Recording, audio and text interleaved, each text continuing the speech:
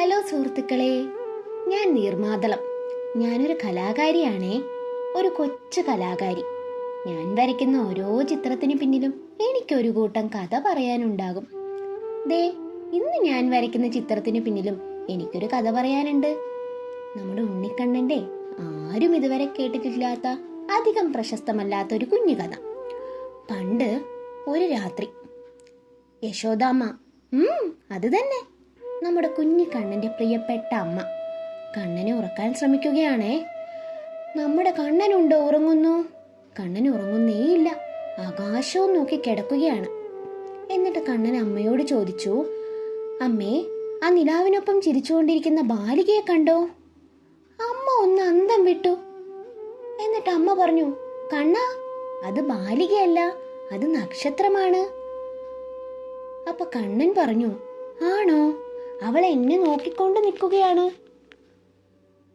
അപ്പൊ യശോദാമ്മ പുഞ്ചിരിച്ചുകൊണ്ട് പറഞ്ഞു, അമ്പടി കേമി, നീ എന്റെ കണ്ണന്റെ സൗന്ദര്യം ആസ്വദിച്ച് നിൽക്കുകയാണല്ലേ. കണ്ണൻ അമ്മയോട് പറഞ്ഞു, അമ്മേ, അവൾ ഒരു ബാലിക തന്നെയാണ്. അവളെ ഞാൻ നമ്മുടെ ഗോകുലത്തിലേക്ക് ക്ഷണിച്ചാൽ അവൾ ആ നിമിഷം വരും. എന്റെ അടുത്തേക്ക് എന്നെ കാണാൻ അവൾ വരും. അന്ന് രാത്രി നമ്മുടെ കുഞ്ഞി കൃഷ്ണൻ കുനിഞ്ഞ് നിലത്ത് കുറേ സുന്ദരമായ പൂക്കൾ ചിതറിച്ചു. എന്നിട്ട് ആകാശത്തേക്ക് നോക്കി ഇങ്ങനെ പറഞ്ഞു, നക്ഷത്രബാലികേ, ഞാൻ നിന്നെ കാണാൻ അത്രമാത്രം ആഗ്രഹിക്കുന്നു. ഒരു രാത്രി, ഒരൊറ്റ രാത്രി നീ എനിക്കായി താഴെ ഇറങ്ങി വരുമോ? അങ്ങനെ കണ്ണൻ അറിയാതെ ഉറങ്ങിപ്പോയി.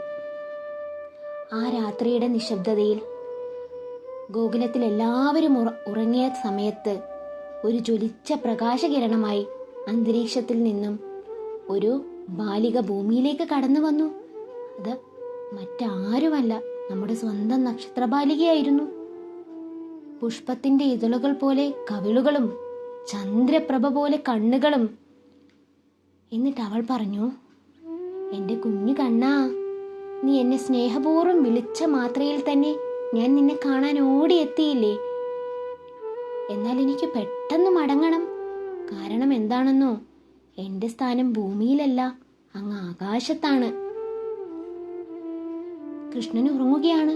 കൃഷ്ണൻ ഇതൊന്നും തന്നെ അറിയുന്നില്ല. അതേസമയം ബാലിക ഒരു നക്ഷത്രം കുഞ്ഞിക്കണ്ണന്റെ കുഞ്ഞു കൈകളിൽ വെച്ചു നൽകി.